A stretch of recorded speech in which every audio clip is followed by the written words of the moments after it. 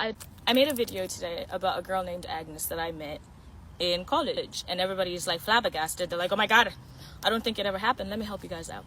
First of all, when you move to the US, there is a big struggle on fitting in. Okay, a lot of people here don't like different people. I'm just gonna put it out there. Okay, they thought I was gonna sound Wakandian. All right, we digress.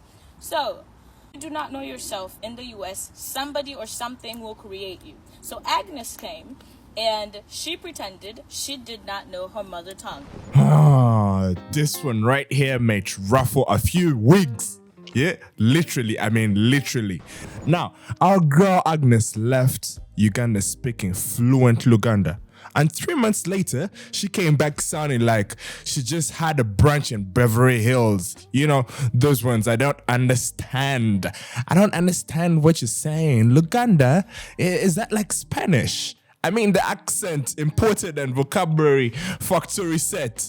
And she was acting like she didn't understand Luganda. You speak to her in Luganda and she looks at you like you just quoted Shakespeare. But here's the thing. A lot of people struggle with this when they move abroad. The pressure to fit in is actually real. And I'm telling you, this is really serious. When you are in a space that doesn't celebrate difference, you start adjusting yourself to survive. You start thinking, maybe if I sound like them, maybe if I forget where I'm from, maybe I will belong there. Now that is where we have a problem of a colonial disease. And that's the reason why literally Black Americans do not have the culture. I mean, they don't have a language. Actually do not know their ancestral homeland. You find that he's from Nigeria and doesn't even know how to speak the language, and all they know is English. But their names mention something different. Yeah, let's take a look at this clip. The colonizer always, in all situations, suppresses the language or the languages of the colonized. Let's look at how we came to be made to feel negative about our languages, or even how we came to be made to believe that our languages are the cause of division among us. Can you see even the very idea that what is our own is enemy to us, and what is not ours is what is a friend to us, or rather, what is ours disunites us. What is not ours brings us together. It's a kind of absurd. Colonizer always, in all situations, suppresses the language or the languages of the colonized and elevates their own language. If we can destroy their naming system, how they name themselves, that would be one way. But the other way is language. If you can suppress their language and their naming system, they'll soon forget who they are. We are really also colonize their mind, you know, and the history carried by that language, and all the knowledges carried by that language, and all the history that makes people feel we are a people. You are alienated from it. Right. And then mentally, you are made to attach yourself, root yourself in conqueror's language, and therefore you're more part of the history carried by that language, the culture carried by that, the world outlook carried by that language.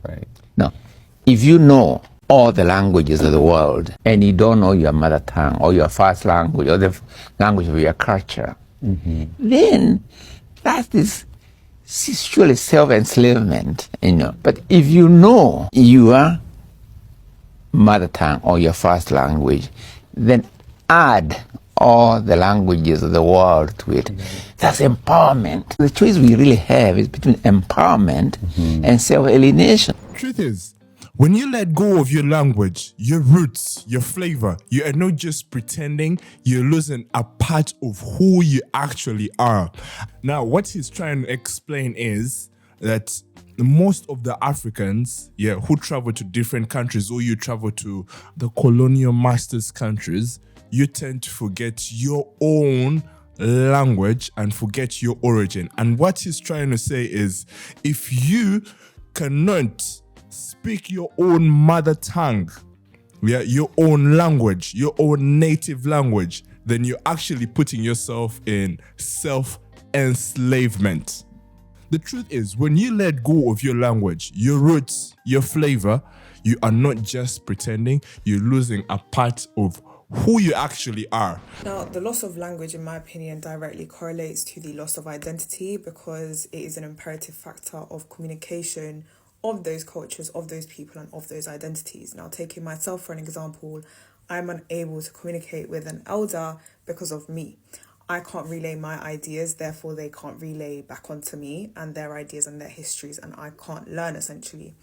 That is one of the main factors. Now, I do want to note that is just how the world works, and it has always existed like that, where cultures have dominated other cultures, as we are seeing today. But it is not to say that colonialism, which I believe is the root cause to this problem, is correct. What happens when you lose the first language you were ever loved in? Not just a tongue, but a memory, a rhythm, a way of being. Across the globe, home languages are disappearing.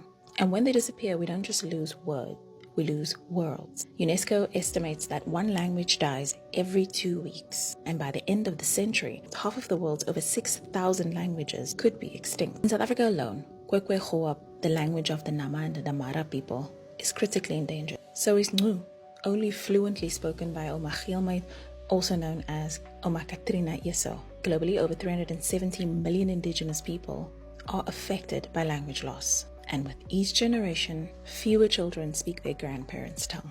Losing a home language isn't just about losing vocabulary, it's about identity. So when people stop speaking their first language, it often feels like their earliest memories become foggy and harder to access. Psycholinguist Dr. Anita Pavlenko writes that language is tied to autobiographical memory. Let's be clear, this didn't happen by accident. Colonial systems around the world pushed education, government, and religion in colonizer languages, English, French, Spanish, Dutch, while devaluing or outright banning indigenous languages. In schools today, children get indirectly penalized for speaking their mother tongue, told it's too informal, lazy, or even unintelligent, and the trauma builds up. We call that linguistic shame. In many households, people stop speaking their home language in an effort to help their kids succeed. It's a trade-off, English for economics, but the cost is cultural amnesia. Writer and professor Ngugi wa Thiong'o, I hope I'm saying that right, said it best: language, any language, has a dual character. It is both a means of communication and a carrier of culture. Reviving home languages isn't just possible, it's powerful. Schools in New Zealand have introduced Maori, AI projects like Masakane, or translating African languages using open source model. Families are now intentionally passing down kitchen languages, those soft, intimate languages spoken at bedtime or over a pot of food. What's a home language phrase you grew up with but don't hear anymore? Let's remember them together. But here's the serious part of it. This is what identity crisis looks like when you're trying too hard to fit in. Agnes isn't just pretending not to know Luganda. She is actually fighting to belong in a space that makes her feel like being Ugandan isn't enough. And that, my people, is the real tragedy we are facing as Africans. I want us to talk about these facts real quick. See, cultural identity is powerful. Language isn't just words. It's memory, it's emotion, and connection. And when you lose it, even by pretending, you lose a piece of yourself, a piece of your culture. It's okay to learn new cultures, new accents, new vibes, but don't delete your roots in the process. You can build a global self if you have erased your local self. Language is more than words. It's how your soul remembers where it actually came from. When you lose that connection, even just pretending, it chips away at your confidence and identity. You can learn new cultures. Sure, yeah, you can actually learn new cultures, but never at any point ever erase your own to fit in someone else's frame. You are the ones that make these colonial masters feel superior. The fact that you're copying from them. And you guys have no idea how many people come down here and they pretend to forget their mother tongue and I don't know anything about where I'm from, okay, because they want to fit in. It's a usual thing that people do, okay? Now, I was in Nebraska. If you don't know where Nebraska is on the map in the U.S., if you live in the U.S., I understand. Okay, when I say I called her out, it's because whenever our Caucasian friends were around, she would pretend like she didn't understand anything that I was saying. But when we were just me and her, okay, she would respond in English, but I would be speaking in Luganda. Do you get what I'm saying? Okay, so you know the language. And the moment I called her out, because I was talking about how ashy her legs were, because school starts in August, right? So winter season is knocking. And she was not putting lotion on her legs every time. She would come in and her freaking legs were always ashy as fuck. And then she had on the same wig for God knows how long, I don't know. So I called out her wig too. And then I called out her East African forehead, because hello, East African girls were known to have big ass foreheads. It's something we're proud of. She exploded. And after she exploded, I was like, it's people like you that make it hard. Okay, you make it harder for us, people who are trying to actually be ourselves. Because then everybody else expects us to sound like Agnes. I don't know what I'm doing, like I'm a girl. What are you trying to drive? Because at that point, she's trying to sound like a fucking scat pack at that point. A dead one, but hey. You're the one letting us down. Let's take a look at this clip. Story time on when a girl that I met in college who had just moved in the U.S. for about 3 months told me she forgot all her language from back home. When I say back home, I mean Uganda. Okay, this girl straight up looked at me and she said, I don't remember anything. I said, huh? So yeah, her name was Agnes. She walked in my SAT class one day and she looked at everybody and said, hi everybody, my name is Agnes and I'm Ugandan and I just moved here 3 months ago.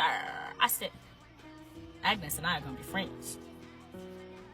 I was excited. And then she came, you know, the teacher introduced both of us and we're like, okay, she's also Ugandan right there. This is Nebraska, by the way. Let me just give it a backstory. This is Nebraska, okay?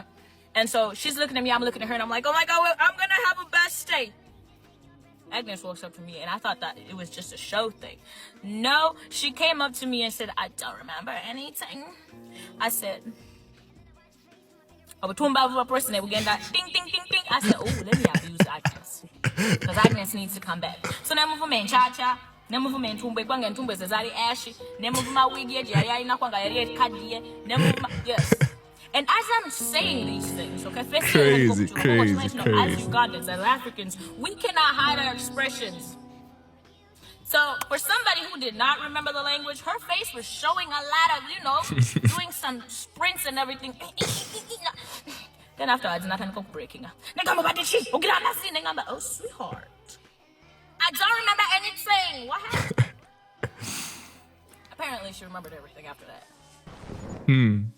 Wow, this is literally so crazy. But wait, can we also talk about how Agnes was out here rocking the same wig for 3 months? Like, girl, that wig has seen 4 seasons and 2 assignments. You forgot your language, but remembered the same hairstyle. Priorities, my sister. Priorities. Do not forget your language. Crazy, crazy, crazy. Now, this is a reflection back to us as the Africans. At the end of the day, we joke about everything, yeah? But this is bigger than Agnes. It's about how we handle culture pressure when we step into new environments. Be proud of your accent. Be proud of your language. Be proud of your skin. Melanin is beauty. Black is beauty. Be proud of where you come from because authenticity never expires, no matter what continent you're on. Expand your vocabulary. Add some accent if you want, but keep your source. Keep your originality. Yeah? Keep your authenticity of your culture. Keep that Luganda that raised you. Because no matter how far you go, authenticity never expires. May you never forget that you're already enough. And if you did forget your language in 3 months, Don't worry. Don't worry. We will teach you again. Free lessons. That's a courtesy from Kampala. Yeah? This has been the Men at Work podcast with Kev Kelly. Stay proud, stay grounded, and most of all, stay you. Catch you in the next one.